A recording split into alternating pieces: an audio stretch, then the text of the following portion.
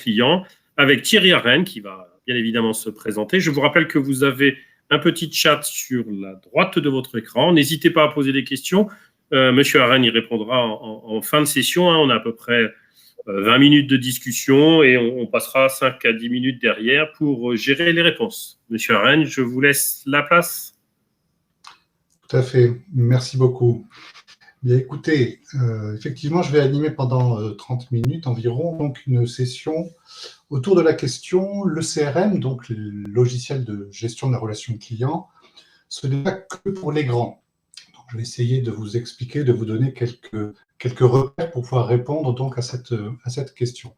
Pour ce faire, je vous propose le timing suivant. Je vais procéder à 25% de prise de parole et puis on gardera 5-10 minutes pour la partie questions-réponses à laquelle je répondrai donc dans l'espace de chat au mieux de mes possibilités.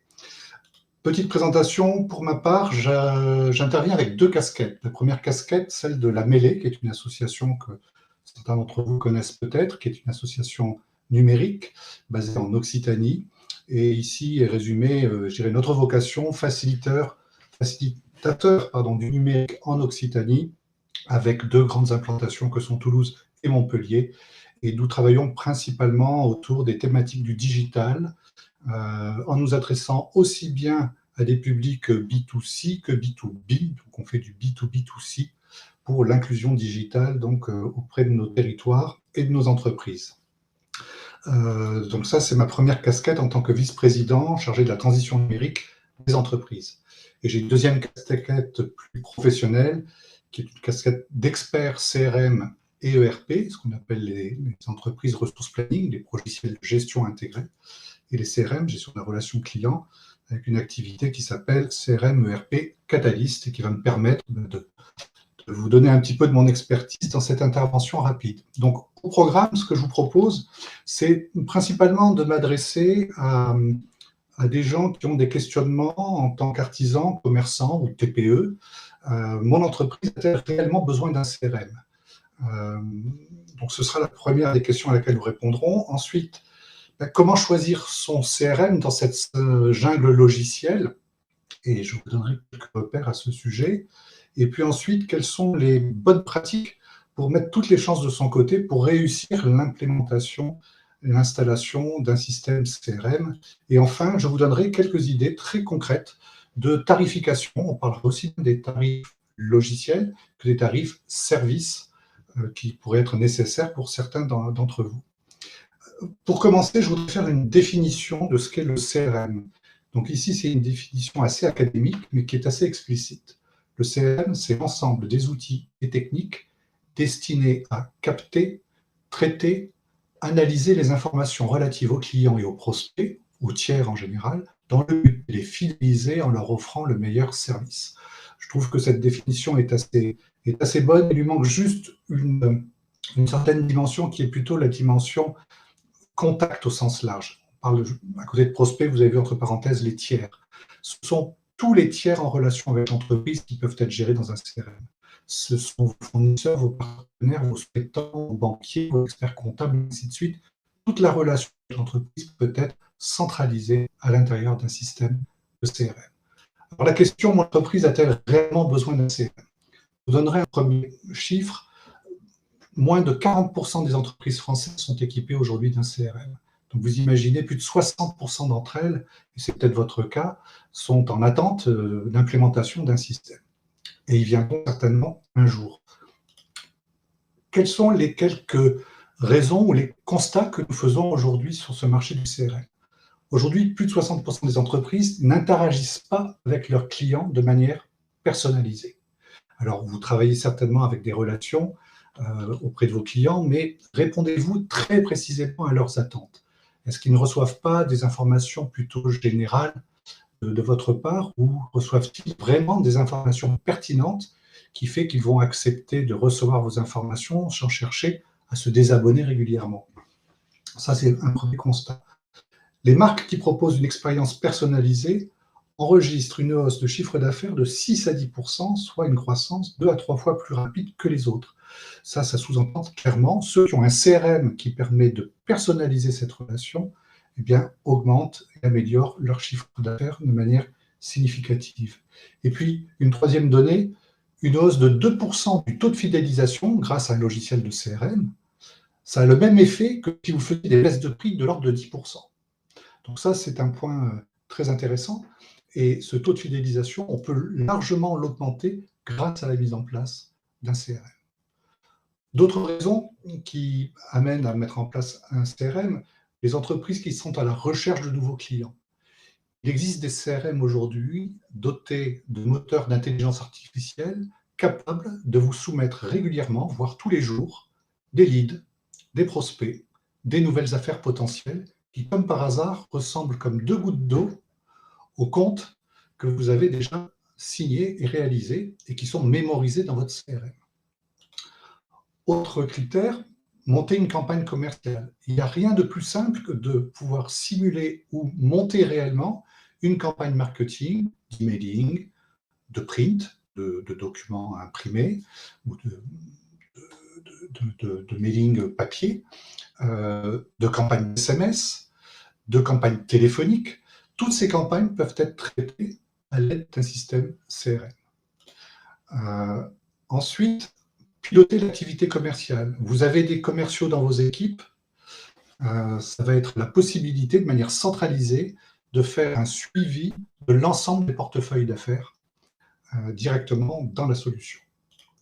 Et puis, assurer le suivi client, c'est une thématique importante qu'on va retrouver aujourd'hui de plus en plus demandée dans les systèmes CRM, c'est le suivi du SAV, du helpdesk, du ticketing, des réclamations, voilà, tout ce qui va tourner après que vous ayez vendu. Il s'agit donc de s'occuper de l'après-vente. Donc ça va permettre d'être tracé à l'intérieur d'un CRM.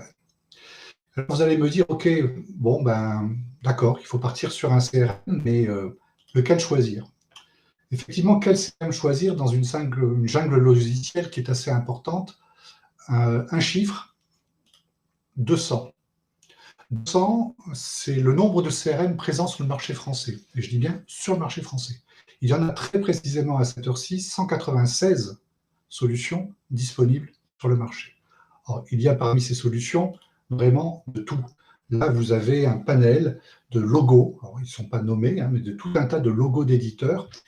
Ils n'y sont pas tous, évidemment, mais vous avez en haut à droite les leaders, en haut à gauche les prétendants, qu'on appelle les contenders, en bas à gauche les éditeurs présents sur des marchés de niche, et en bas à droite les produits à haute performance qui cherchent à devenir leaders et qui sont des produits, vous voyez ici, relativement concentrés. Donc, beaucoup de solutions disponibles et beaucoup de solutions de très bonne qualité.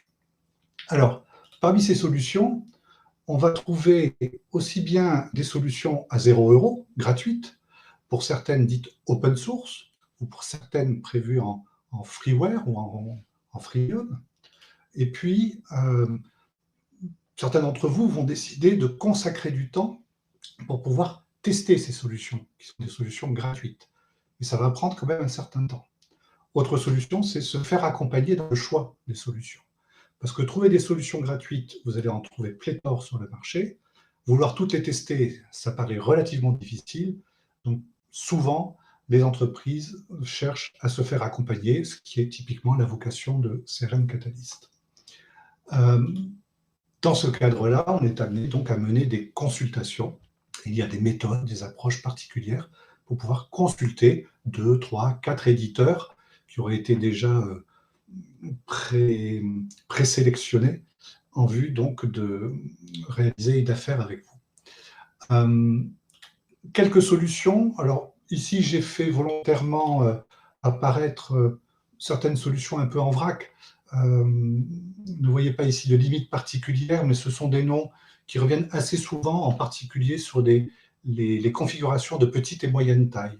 Donc vous avez Simple CRM, qui est un éditeur belge intéressant, puisqu'il va même au-delà du CRM, en allant même sur les plates-bandes des ERP.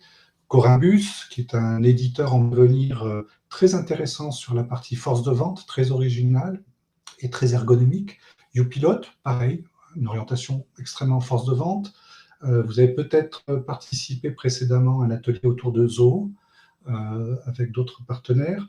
Donc Zoho CRM est une solution américano-indienne qui compte aujourd'hui sur le marché. Celle-ci, qu'on va trouver en France, Pipedrive aux États-Unis, Ines CRM, qui est un éditeur français qui a été racheté par une société belge qui s'appelle Effici, HubSpot, qui est un produit très orienté marketing, mais équipé d'un système CRM qu'on peut même trouver en version gratuite, en partie, pour un certain périmètre, ou vTiger, qui est typiquement un des éditeurs qui propose des CRM en mode dit open source, donc avec des licences gratuites.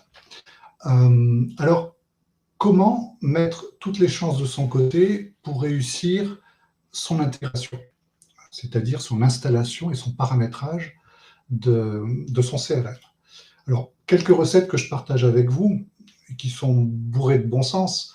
Avant de se lancer, il ne faut pas improviser son choix. Comme je vous l'ai dit, n'hésitez pas à vous faire accompagner, sinon prévoyez de passer du temps, et il faudra relativement beaucoup de temps pour vous imprégner d'une part de ce dont vous avez besoin, et ensuite pour aller évaluer les produits qui vous ressembleront le mieux. Ensuite, organisez des démonstrations personnalisées. Des démonstrations qui vont montrer le potentiel du produit en choisissant les 4-5 fonctionnalités qui sont importantes à vos yeux et en faisant en sorte donc de mettre le doigt dessus avec soit un intégrateur, un distributeur de cette solution, soit avec l'éditeur directement. Ensuite, encourager plutôt qu'imposer l'usage du CRM à l'intérieur de votre entreprise. Quelle que soit votre taille, il faut à tout prix que les dirigeants de l'entreprise soient extrêmement moteurs sur la mise en place d'un logiciel CRM, quelle que soit la taille du projet.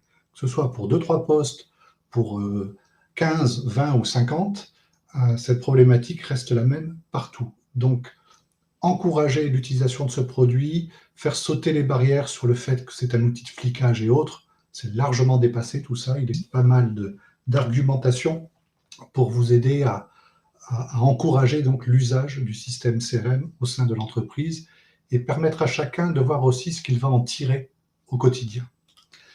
Ensuite, avancez étape par étape. Ne cherchez pas à vouloir déployer toutes les fonctionnalités le jour J, en Big Bang.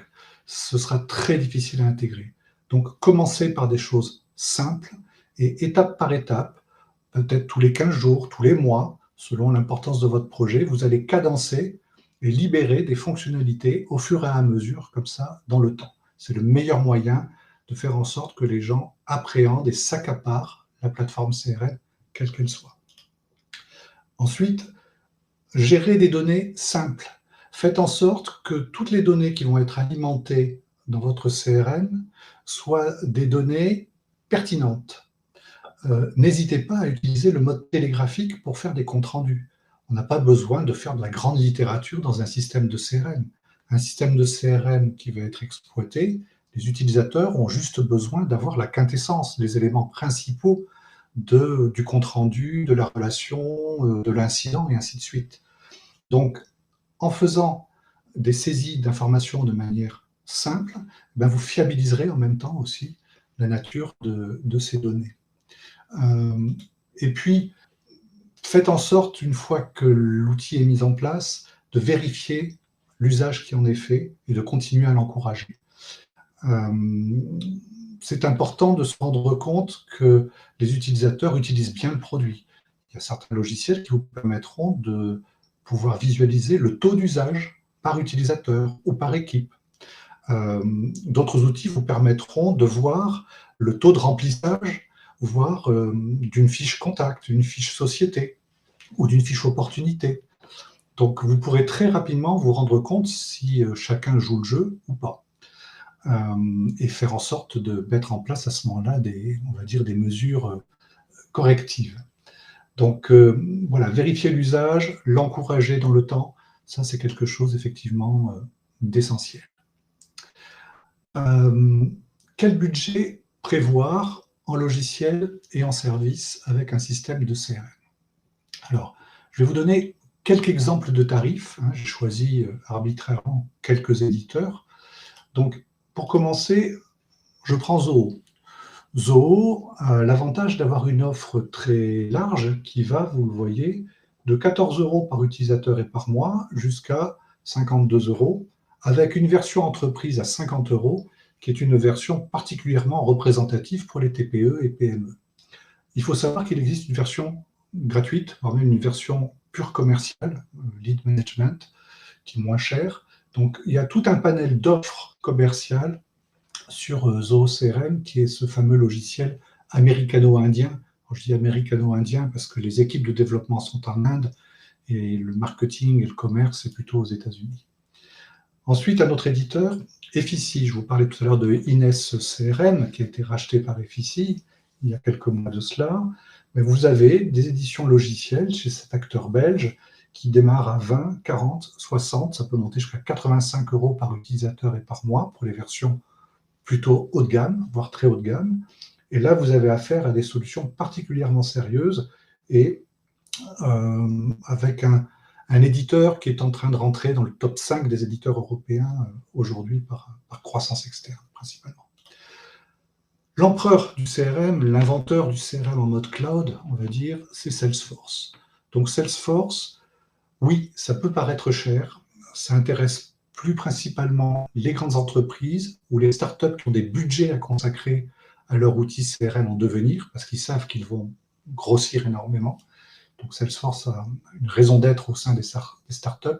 Dans les TPE, PME, on le trouve moins présent. Les tarifs sont beaucoup plus importants.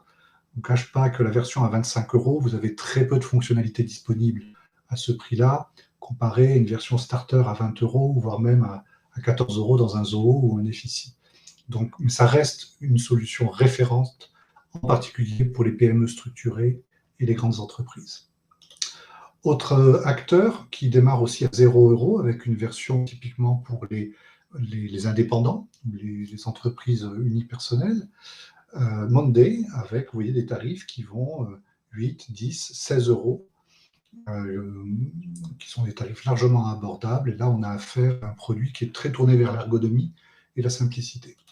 Et puis, j'ai pris le fameux belge de l'étape, un autre belge. Les Belges sont plutôt doués en matière de logiciels, Simple CRM et ERP, qui propose une version à 25, 40, 65 € qui, à ce prix-là, fait aussi bien qu'un Effici ou qu'un Salesforce, chacun dans leur catégorie, ce qui est assez remarquable. Alors, derrière cette mise en place de plateformes logicielles, il faut prévoir des services. Alors, que vous soyez TPE ou PME, selon vos besoins, le montant des services peut énormément varier. Donc, soit vous avez du temps, vous travaillez en toute petite équipe, vous êtes dans une entreprise unipersonnelle, en indépendant, et vous pouvez consacrer du temps à tester et à mettre en place des versions gratuites. Et il vous faudra un certain temps, évidemment. Soit vous comptez sur des intégrateurs qui vont venir faire l'intégration et l'installation, le paramétrage. Et là, les budgets peuvent vraiment varier sur une TPE. Ça peut aller de 1 000 à 10 000 €. Certains vont vous proposer ces services à distance, d'autres in situ, donc en présentiel chez vous, d'autres en mode hybride, mixte.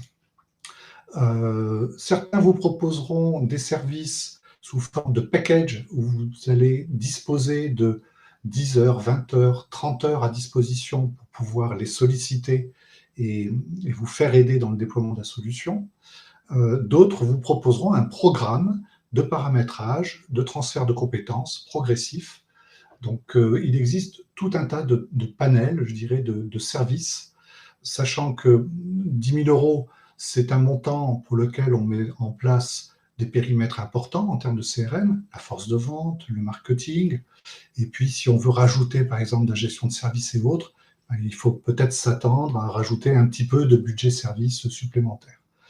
Dans les grosses PME ou les grosses ETI, il n'est pas rare que les budgets de déploiement CRM coûtent plusieurs dizaines de milliers d'euros. De manière plus exceptionnelle, sur les très très grosses installations, on est à plusieurs centaines de milliers d'euros, mais j'en parlerai pas ici puisqu'on n'est pas véritablement dans ce type d'approche. Donc, voilà pour la présentation. Donc, j'ai pris un petit peu d'avance sur le jeu de questions-réponses, puisque j'ai pris 35 minutes, ce qui va nous laisser 10 minutes pour les questions-réponses. Donc, je suis à votre disposition et je suis là pour répondre dans le chat.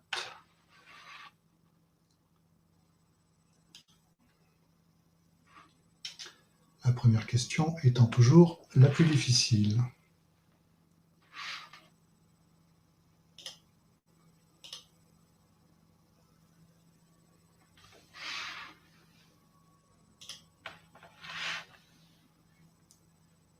Alors, existe-t-il des CRM totalement gratuits et extra? Alors, extra, vous sous-entendez quoi par extra? Si vous pouvez préciser, gratuit, oui, comme je l'ai dit, il en existe un certain nombre sur le marché.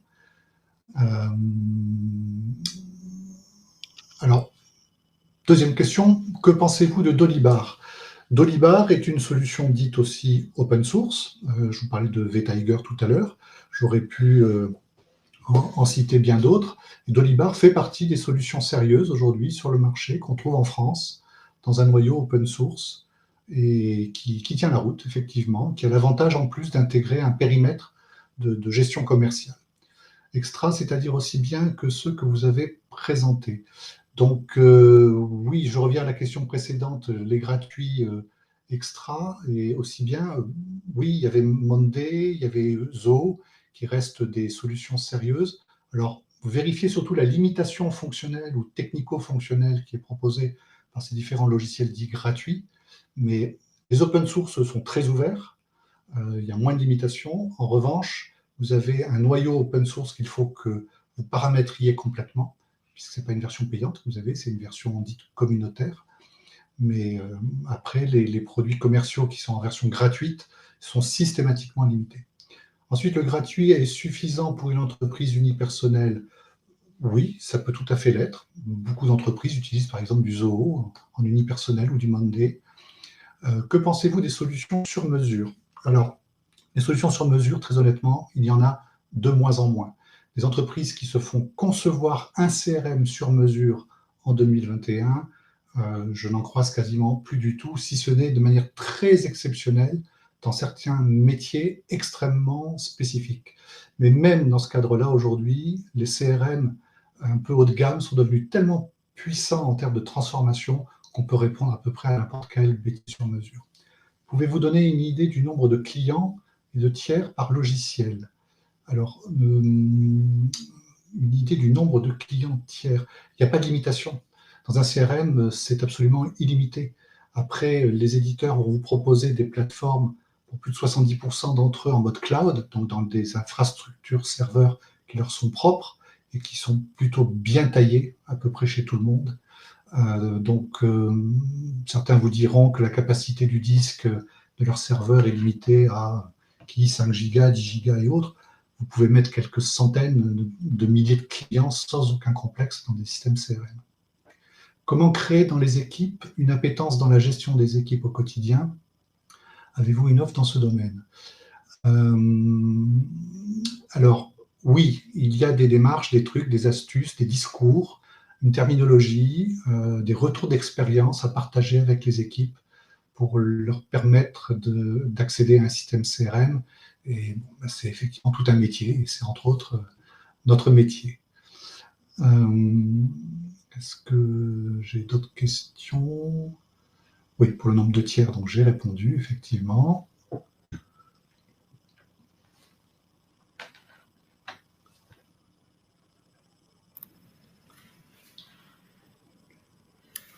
Il semblerait que vous ayez épuisé les réponses, on dirait.